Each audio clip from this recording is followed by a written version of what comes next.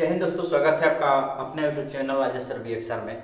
आज हम आपको सामने आए हैं एक बहुत ही महत्वपूर्ण विषय को लेकर। बिहार यूपीएससी टीचर को रिक्रूटमेंट जो एग्जामिनेशन का अभी ऑनलाइन एप्लीकेशन फॉर्म चल रहा है उसके बारे में बताने के लिए आए।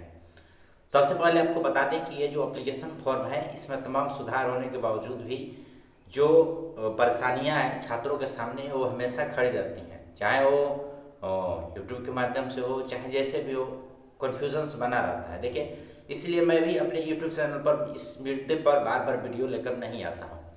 मैंने एक ही वीडियो बनाया है जिसमें आपको हर चीज़ बता देंगे, तो इस वीडियो को आप लास्ट तक जरूर देखिएगा। अगर आप हमारे चैनल पर नए हैं तो सबसे पहले हम आपसे यही कहना चाहेंगे कि आप चैनल को सब्सक्राइब कर दीजिएगा और वीडियो को लाइक जरूर कर दीजिएगा। आइए बात करते हैं बीपीएससी के बारे में। सबसे पहले आप समझ लीजिए कि जो बीपीएससी का रजिस्ट्रेशन का डेट है वो 17/11/2023 है। सारे जो नई वैकेंसी है उसके लिए ध्यान रखिएगा, जो नई वैकेंसी है उसके लिए लगभग जो 69,000 वैकेंसी है जिसमें 6 to 8, 9, 10 और 11, 12 है उसके लिए।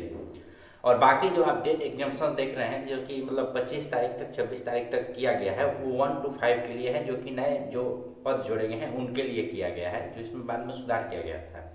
2-3 चीज़ें हैं। उसके बाद एक और आपका मुद्दा चल रहा है। आज भी आपने अतुल प्रसाद सर जो हमारे बीपीएससी के चेयरमैन सर हैं उन सर का ट्वीट आप बार बार देख रहे होंगे, वो तमाम चीज़ों को क्लियर करने का प्रयास कर रहे हैं। 3 मुद्दे इस पर चले जब से फॉर्म एप्लीकेशन हो रहा है। एक सीटेट का हिलने वाला मुद्दा जिसमें सर्टिफिकेट की जगह मार्कशीट और सर्टिफिकेट का जब मुद्दा आया तो हिलने वाला प्रॉब्लम आया।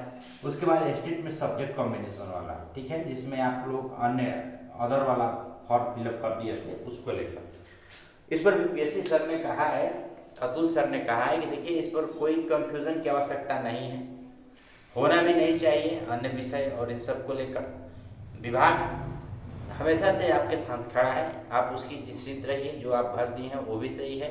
हाँ, आप जो भरेंगे उनके लिए ये जरूरी है कि इन सब चीज़ों को ध्यान में रखकर भरें। जैसे आप सीटेट का एनए न देकर वहाँ मार्कशीट का सीरियल नंबर अपलोड करें और वहाँ मार्कशीट को ही अपलोड करें। अगर आप सर्टिफिकेट अपलोड कर चुके हैं आज से पहले एनए लेकर तो वह भी सही है और यह भी सही है। ये बात उन्होंने साफ तौर पे कही है, यहाँ कोई कंफ्यूजन नहीं होना चाहिए। और हम समझते हैं कि आप लोगों को भी बार बार एक ही मुद्दे को लेकर हमेशा से ये सब करना भी ठीक शायद नहीं लगता है, जिस पर आज बीपीएससी सर ने भी कहा है कि इसका गंभीर परिणाम भी हो सकता है, तो कृपया आप लोग इससे बचें।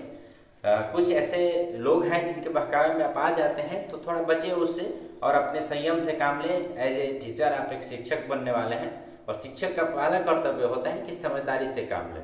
समझदारी इसी में है कि जो आप केवल विभाग को रखिए, विभाग जैसे जैसे कहेगा, अगर विभाग को लगा कि नहीं कहीं गलत हुआ है और उसमें कुछ लोगों ने गलत किया है तो जरूर सुधार का मौका देगा, सुधार का मौका आएगा, विंडो खुलेगा, ठीक है, बाद में करेक्शन विंडो खुलेगा, उसमें आप सुधार कर सकते हैं अगर ऐसा विभाग को लगा, ठीक है।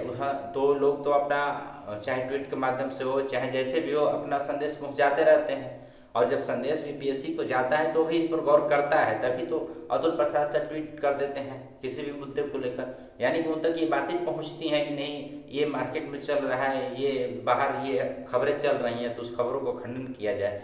तो आप बिल्कुल कॉन्सेंट्रेट होइए, फॉर्म को ऑनलाइन अप्लाई करिए और अपनी तैयारी पर बिल्कुल अपनी तैयारी पर फोकस करिए।